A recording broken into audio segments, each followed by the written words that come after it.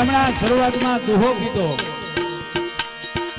કે શિવને છે ને ભૂત વધારે વાલા હોય,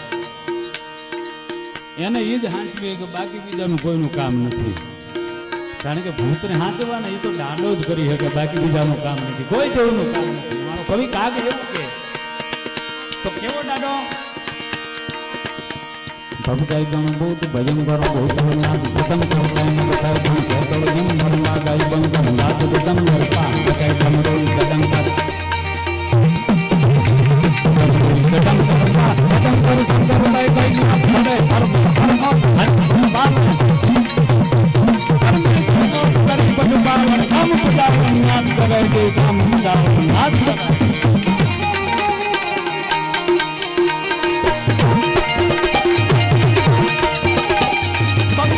बहुत भयंकर